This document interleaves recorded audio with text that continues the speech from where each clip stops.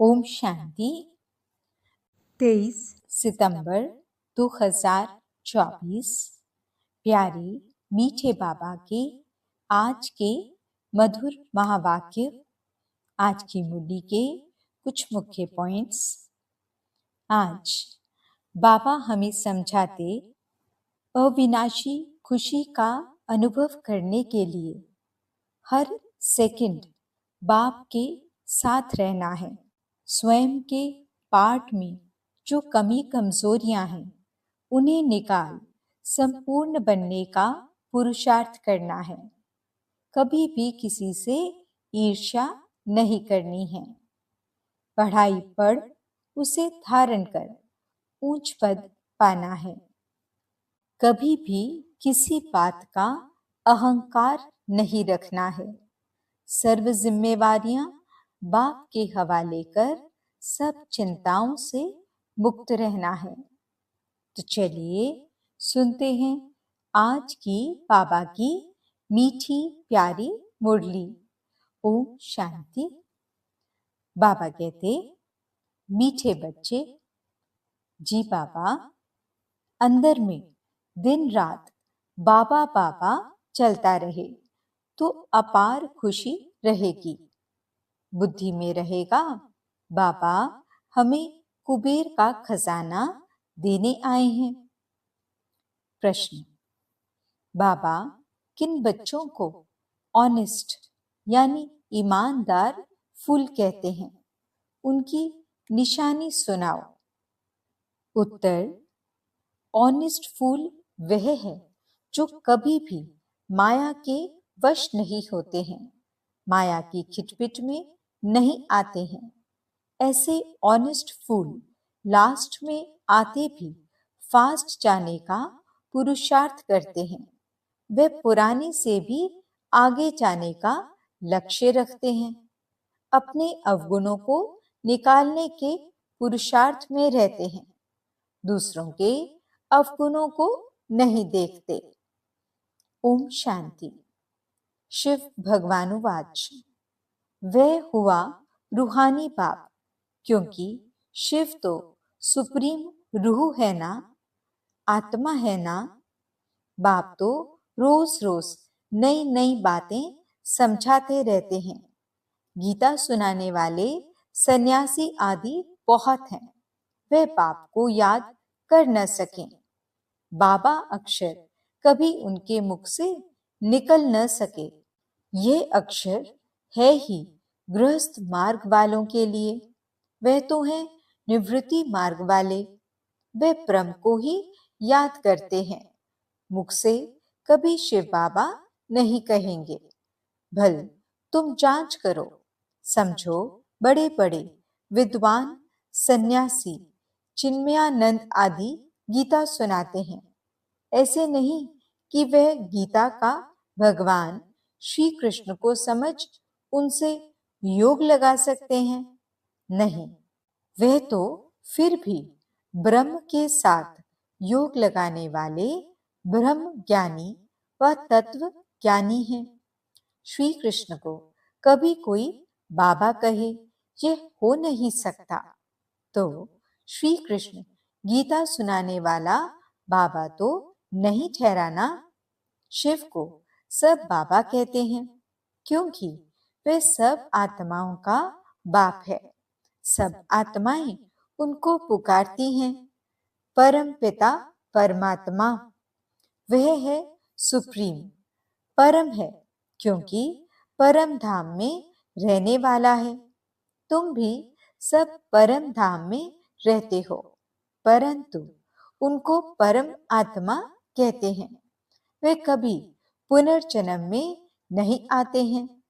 खुद कहते हैं मेरा जन्म दिव्य और अलौकिक है।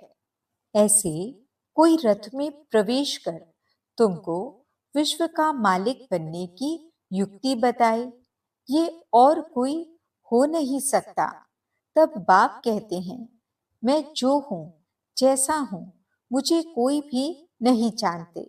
मैं जब अपना परिचय दूं तब जान सकते हैं।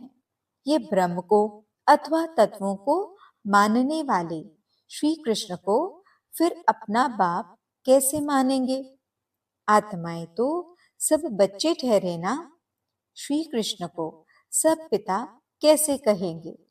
ऐसे थोड़े ही कहेंगे कि श्री कृष्ण सबका बाप है, हम सब ब्रदर्स हैं। ऐसे भी नहीं, श्री कृष्ण सर्वव्यापी है। सब श्री कृष्ण थोड़े ही हो सकते हैं। अगर सब श्री कृष्ण हो तो उनका बाप भी चाहिए। मनुष्य बहुत भूले हुए हैं, नहीं जानते हैं, तब तो कहते हैं मुझे कोटों में कोई जानते हैं। श्री कृष्ण को तो कोई भी जान लेंगे। सब विलायत वाले भी उनको जानते हैं। लॉर्ड कृष्णा कहते हैं ना, चित्र भी है, असली चित्र तो है नहीं। भारतवासियों से सुनते हैं इनकी पूजा बहुत होती है, तो फिर गीता में ये लिख दिया है श्री कृष्ण भगवान। अब भगवान को भला लॉर्ड कहा जाता है क्या? लॉर्ड कृष्णा कहते हैं ना। लॉर्ड का टाइटल वास्तव में बड़े आदमी को मिलता है, वे तो सबको देते रहते हैं। इसको कहा जाता है अंधेर नगरी। कोई भी पतित मनुष्य को लॉर्ड कह देते हैं। कहाँ ये आज के पतित मनुष्य, कहाँ शिव व श्री कृष्ण। बाप कहते हैं जो तुमको ज्ञान देता हूं वे फिर गुम हो जाता है। मैं ही आकर नई दुनिया स्थापन करता हूँ। ज्ञान भी मैं अभी ही देता हूँ। मैं जब ज्ञान दूं तभी बच्चे सुने, मेरे बगैर कोई सुना ना सके। जानते ही नहीं। क्या सन्यासी शिव बाबा को याद कर सकते हैं? वे कह भी नहीं सकते कि निराकार गॉड को याद करो। कब सुना है? बहुत पढ़े लिखे मनुष्य भी समझते नहीं हैं। अब बाप समझाते हैं श्री कृष्ण भगवान नहीं, मनुष्य तो उनको ही भगवान कहते रहते हैं। कितना फर्क हो गया है। बाप तो बच्चों को बैठ पढ़ाते हैं, वह बाप टीचर गुरु भी है। शिव बाबा सबको बैठ समझाते हैं। न समझने कारण त्रिमूर्ति में शिव रखते ही नहीं, ब्रह्मा को रखते हैं, जिसको प्रजापिता ब्रह्मा कहते हैं। प्रजा को रचने वाला, परंतु उनको भगवान नहीं कहेंगे। भगवान प्रजा नहीं रचते हैं। भगवान के तो सब आत्माएं बच्चे हैं, फिर कोई द्वारा प्रजा रचते हैं। तुमको किसने अडॉप्ट किया? ब्रह्मा द्वारा बाप ने अडॉप्ट किया। ब्राह्मण जब बनेंगे तभी तो देवता बनेंगे। ये बात तो तुमने कभी सुनी नहीं है। प्रजापिता का भी जरूर पाठ है। एक्ट चाहिए ना। इतनी प्रजा कहाँ से आएगी? कुख वंशावली भी तो हो न सके। वे कुख वंशावली ब्राह्मण कहेंगे। हमारा सरनेम है ब्राह्मण। नाम तो सबका अलग अलग है। प्रजापिता ब्रह्मा तो कहते ही तब हैं जब शिव बाबा इनमें प्रवेश करें। ये नई बातें हैं। बाप खुद कहते हैं मुझे कोई जानते नहीं, सृष्टि चक्र को भी नहीं जानते। तब तो ऋषि मुनि सब नेति नेति कह गए हैं। न परमात्मा को न परमात्मा की रचना को जानते हैं। बाप कहते हैं जब मैं आकर अपना परिचय दूं तब ही जाने। इन देवताओं को वहां ये पता थोड़े ही पड़ता है हमने ये राज्य कैसे पाया। इनमें ज्ञान होता ही नहीं। पद पा लिया फिर ज्ञान की दरकार नहीं। ज्ञान चाहिए ही सद्गति के लिए। ये तो सद्गति को पाए हुए हैं। ये बड़ी समझने की गुह्य बातें हैं। समझदार ही समझे। बाकी जो बूढ़ी बूढ़ी माताएं हैं उनमें इतनी बुद्धि तो है नहीं। वे भी ड्रामा प्लान अनुसार हर एक का अपना पार्ट है। ऐसे तो नहीं कहेंगे, हे ईश्वर बुद्धि दो। सबको एक जैसी बुद्धि हम दें तो सब नारायण बन जाएंगे। सब एक दो के ऊपर गद्दी पर बैठेंगे क्या? हाँ, एम ऑब्जेक्ट है ये बनने की। सब पुरुषार्थ कर रहे हैं नर से नारायण बनने का। बनेंगे तो पुरुषार्थ अनुसार ना। अगर सब हाथ उठाएं हम नारायण बनेंगे तो बाप को अंदर में हंसी आएगी ना। सब एक जैसे बन कैसे सकते? नंबरवार तो होते हैं ना।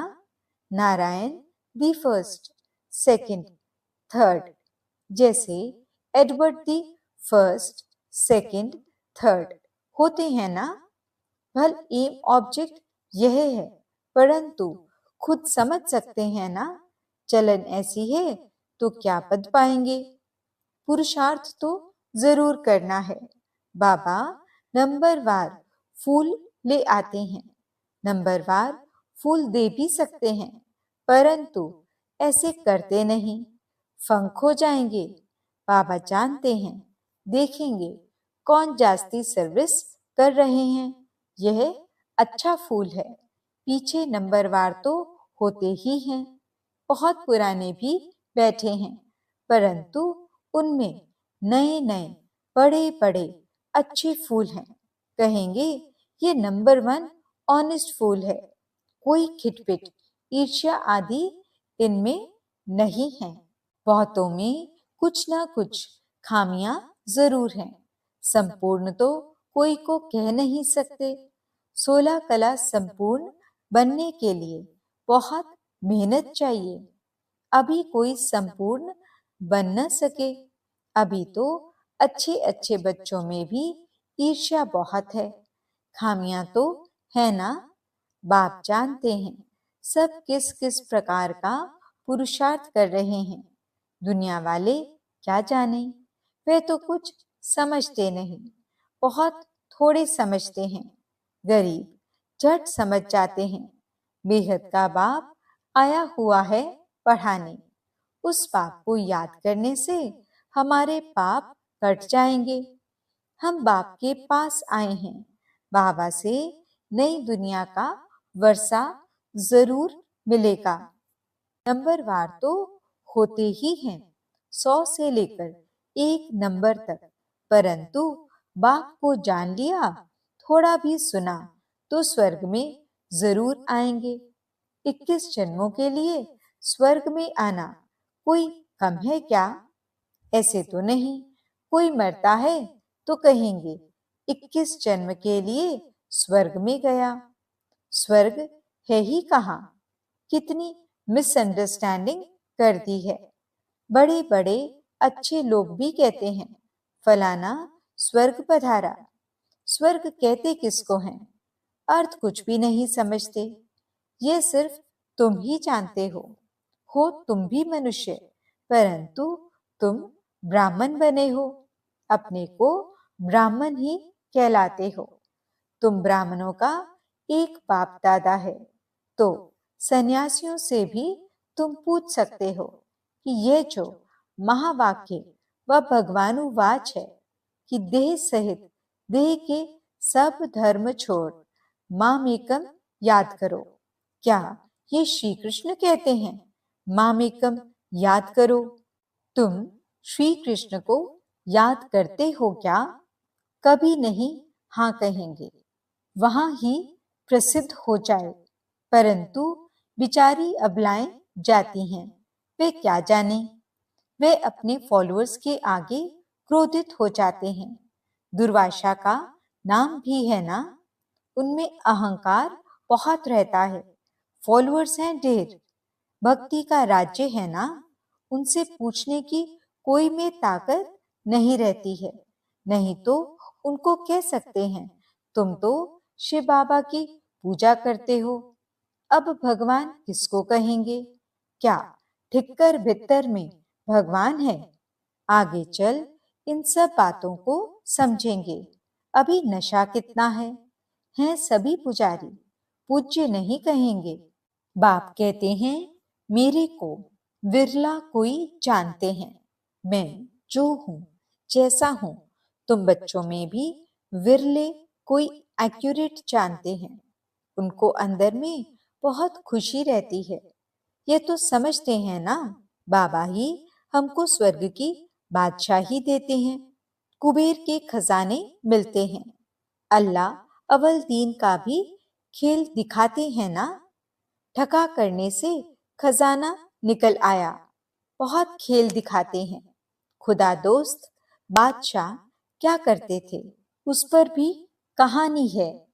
पुल पर जो आता था उनको एक दिन की राजाई दे रवाना कर देता था।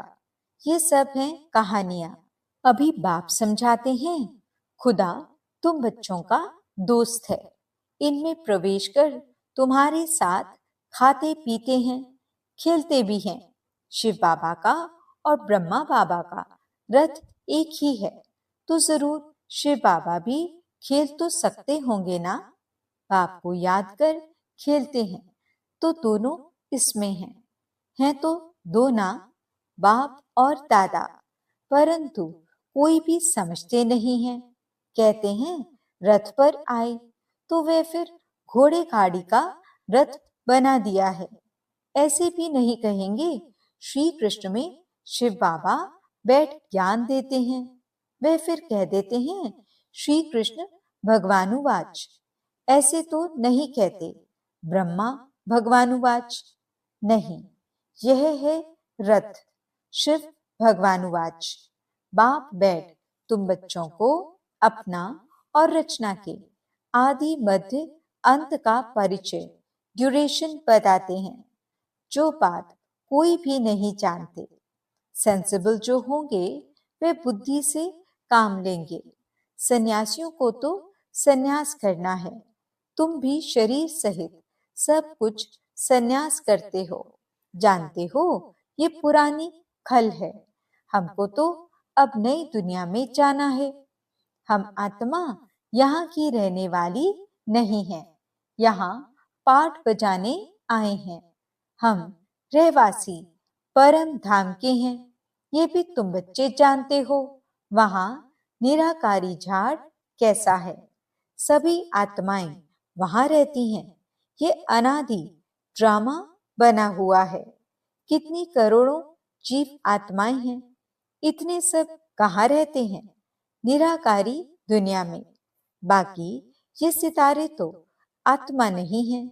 मनुष्यों ने तो इन सितारों को भी देवता कह दिया है, परंतु वे कोई देवता है नहीं। ज्ञान सूर्य तो हम शिव बाबा को कहेंगे, तो उनको फिर देवता थोड़े ही कहेंगे। शास्त्रों में तो क्या क्या बातें लिखती हैं। यह है सब भक्ति मार्ग की सामग्री, जिससे तुम नीचे ही गिरते आए हो। 84 जन्म लेंगे तो जरूर नीचे उतरेंगे ना। अभी यह है आयरन एजेड दुनिया। सत्युग को कहा जाता है गोल्डन एजेड दुनिया। वहां कौन रहते थे? देवताएं। वे कहाँ गए ये किसको भी पता नहीं है।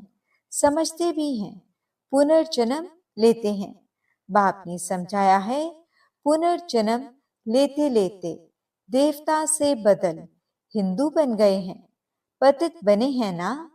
और किसका भी धर्म बदली नहीं होता। इन्हों का धर्म क्यों बदली होता है किसको पता नहीं। बाप कहते हैं धर्म भ्रष्ट, कर्म भ्रष्ट हो गए हैं। देवी देवता थे तो पवित्र जोड़े थे, फिर रावण राज्य में तुम अपवित्र बन गए हो, तो देवी देवता कहला न सके, इसलिए नाम पड़ गया है हिंदू। देवी देवता धर्म श्री कृष्ण भगवान ने नहीं स्थापन किया, जरूर शिव बाबा ने ही आकर किया होगा। शिव जयंती शिवरात्रि भी मनाई जाती है, परंतु उसने क्या आकर किया ये किसको भी पता नहीं है। एक शिव पुराण भी है, वास्तव में शिव की एक गीता ही है जो शिव बाबा ने सुनाई है, और कोई शास्त्र है नहीं। तुम कोई भी हिंसा नहीं करते हो, तुम्हारा कोई शास्त्र तो बनता नहीं, तुम नई दुनिया में चले जाते हो। सतयुग में कोई भी शास्त्र, गीता आदि होता नहीं, वहां कौन पढ़ेंगे? वे तो कह देते ये वेद शास्त्र आदि परंपरा से चले आते हैं, उन्हों को कुछ भी पता नहीं है। स्वर्ग में कोई शास्त्र आदि होता नहीं, बाप ने तो देवता बना दिया, सबकी सद्गति हो गई, फिर शास्त्र पढ़ने की क्या दरकार है? वहां शास्त्र होते नहीं। अभी बाप ने तुम्हें ज्ञान की चाबी दी है, जिससे बुद्धि का ताला खुल गया है। पहले ताला एकदम बंद था, कुछ भी समझते नहीं थे।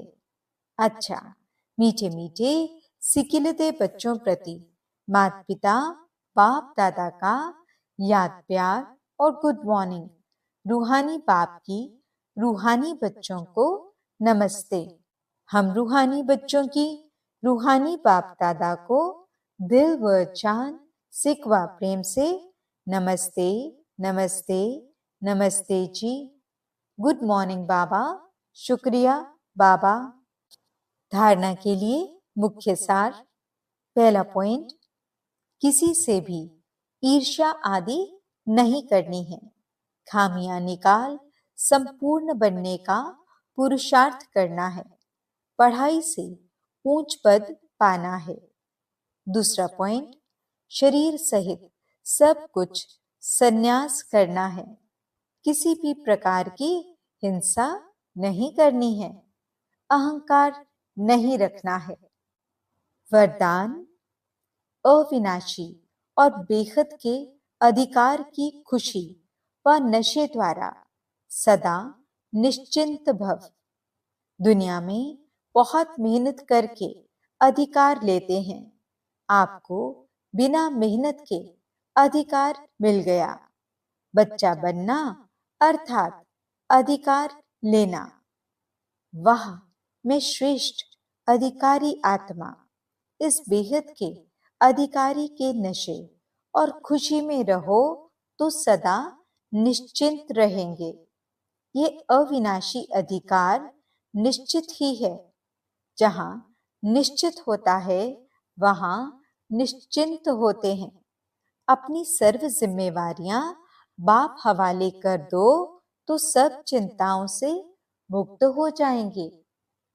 स्लोगन, जो उदार चित्त विशाल दिल वाले हैं वही एकता की नींव है।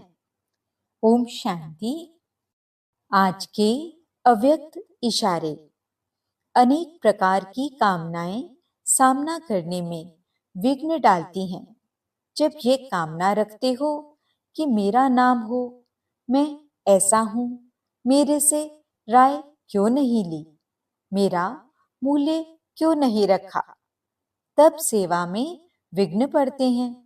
इसलिए मान की इच्छा को छोड़ स्वमान में टिक जाओ, तो मान परछाई के समान आपके पिछाड़ी आएगा। ओम शांति।